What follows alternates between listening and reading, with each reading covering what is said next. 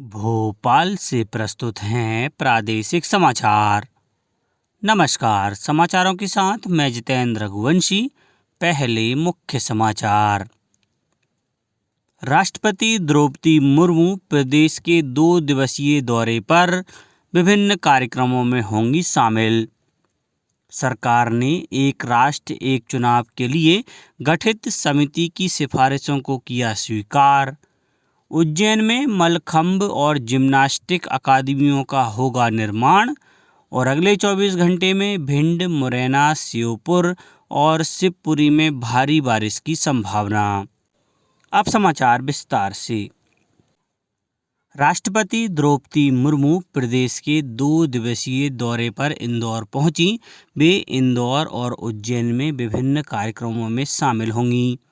देवी अहिल्याबाई होलकर हवाई अड्डे पर राष्ट्रपति श्रीमती मुर्मू की आगवानी एवं स्वागत राज्यपाल मंगू भाई पटेल और मुख्यमंत्री डॉक्टर मोहन यादव ने किया। श्रीमती मुर्मू ने अपने दौरे के पहले दिन इंदौर के मृगनयनी एम्पोरियम में अपने हुनर के लिए ख्याति अर्जित कर चुके कारीगरों से मुलाकात की। मृगनयनी मध्य प्रदेश सरकार का प्रमुख हैंडलूम साड़ी केंद्र है। राष्ट्रपति आज उज्जैन में सफाई मित्र सम्मेलन को संबोधित करेंगी और इंदौर उज्जैन 6 लेन सड़क परियोजना का वर्चुअली भूमि पूजन करेंगी। राष्ट्रपति श्री महाकालेश्वर मंदिर भी जाएंगी। वे श्री महाकाल लोक के मूर्तिकारों से भी बातचीत करेंगी। राष्ट्रपति इंदौर में देवी अहिल्या विश्वविद्यालय के 14वें दीक्षांत समारोह में भी शामिल होंगी। केंद्र सरकार ने देश भर में एक साथ चुनाव कराने के लिए एक राष्ट्र एक चुनाव के लिए गठित उच्च स्तरीय समिति की सिफारिशों को स्वीकार कर लिया है। नई दिल्ली में संवाददाताओं से बातचीत में सूचना और प्रसारण मंत्री अश्विनी वैष्णव ने कहा कि पूर्व राष्ट्रपति रामनाथ कोविंद की अध्यक्षता में गठित समिति ने राजनीतिक दलों और विशेषज्ञों सहित हितधारकों के साथ व्यापक विचार विमर्श किया। देश में करीब 80% of the respondents who responded during the consultation process, 80% से ज्यादा लोगों ने इसको बहुत पॉजिटिव सपोर्ट दिया है। खासकर youth is very much in favour of it. Shri Vaishnaw ने कहा कि इसे 2 चरणों में लागू किया जाएगा। उन्होंने कहा कि पहले चरण में लोकसभा और विधानसभा चुनाव एक साथ होंगे, जबकि पंचायत और नगरपालिकाओं जैसे स्थानीय निकाय चुनाव आम चुनाव के 100 दिनों के भीतर कराए जाएंगे। श्री वैष्णव ने बताया कि सरकार ने विज्ञान और प्रौद्योगिकी क्षेत्र को बढ़ावा देने के लिए चंद्रयान 4 मिशन और वीनस ऑर्बिटर मिशन को मंजूरी दी है। उन्होंने बताया कि सरकार ने रबी सीजन 2024-25 के लिए फास्फेट और पोटाश उर्वरकों पर पोषण आधारित सब्सिडी को भी स्वीकृति दी है।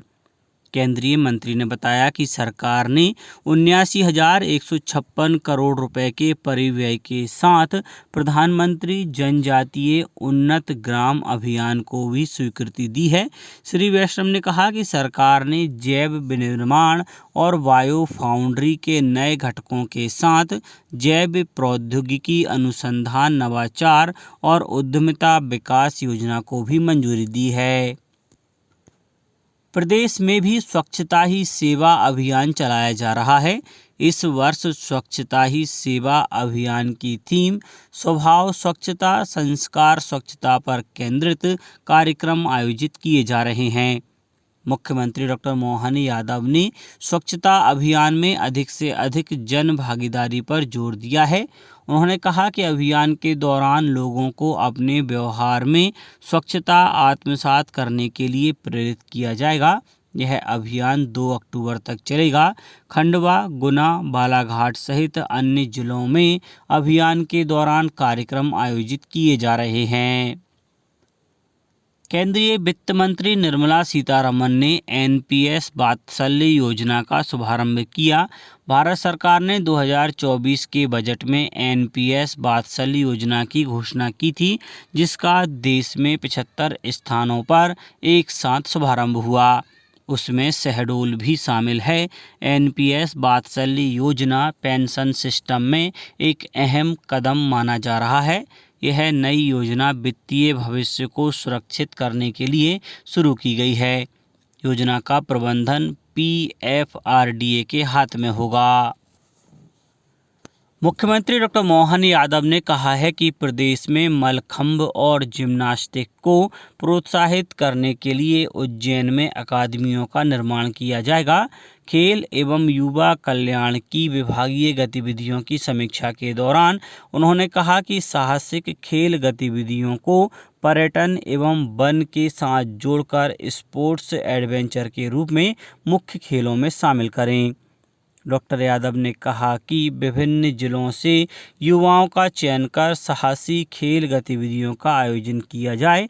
उन्होंने कहा कि महिला, किसान, युवा, गरीब को ध्यान में रखकर रोजगारोन्मुखी कार्यक्रम संचालित किए जाएं।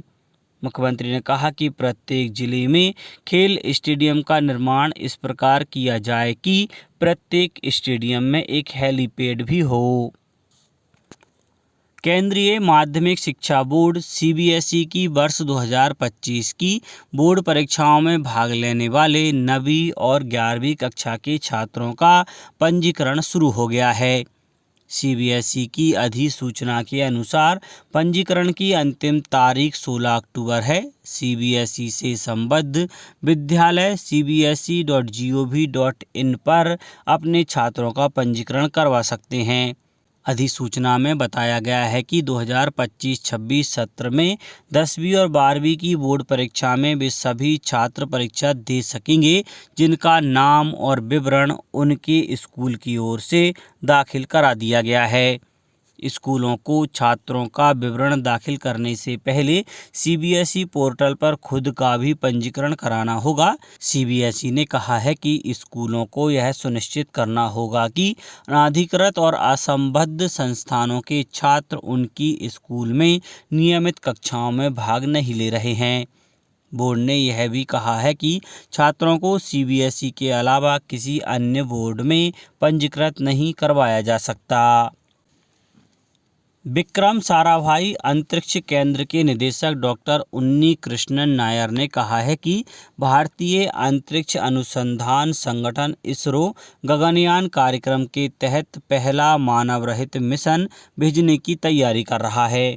बेंगलुरु में आयोजित 8वीं बेंगलुरु स्पेस एक्सपो से अलग संवाददाताओं से बातचीत में उन्होंने बताया कि मानव रहित मिशन का ऑर्बिटल मॉड्यूल बनकर तैयार है और इसे जल्दी ही श्रीहरिकोटा ले जाया जाएगा।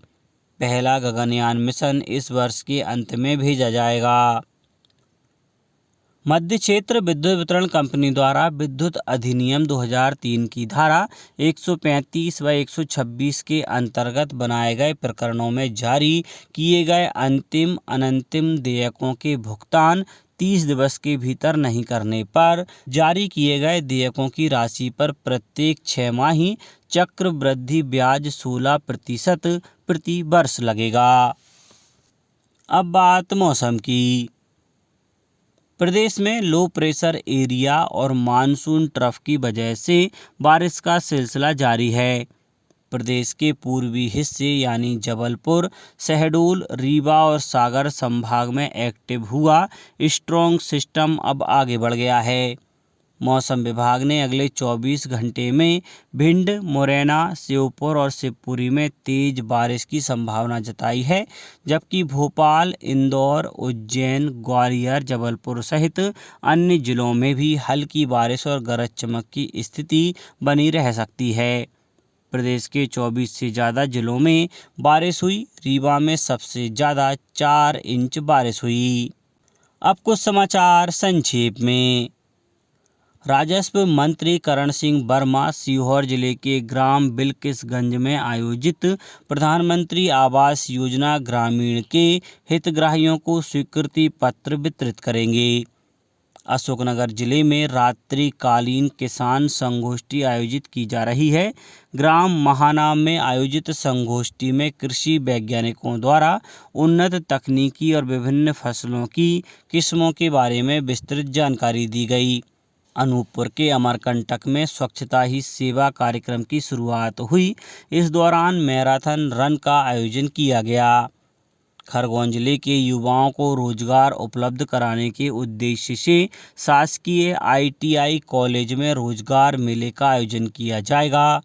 नीमच स्थित शासकीय औद्योगिक प्रशिक्षण संस्था नीमच में 1 दिवसीय प्रधानमंत्री नेशनल अप्रेंटिसशिप मेला का आयोजन किया जा रहा है। और ग्वालियर जिले में इस साल 1094.2 मिलीमीटर औसत वर्षा दर्ज की गई है, जो पिछले वर्ष में हुई इस अवधि की औसत वर्षा से लगभग 496.7 मिलीमीटर अधिक है। अंत में मुख्य समाचार एक बार फिर। राष्ट्रपति द्रौपदी मुर्मू प्रदेश के 2 दिवसीय दौरे पर विभिन्न कार्यक्रमों में होंगी शामिल।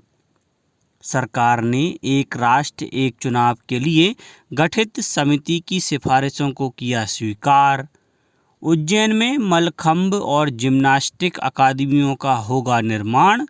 और अगले 24 घंटे में भिंड, मुरैना, श्योपुर और शिवपुरी में भारी बारिश की संभावना। आज के इस बुलेटिन में बस इतना ही। नमस्कार।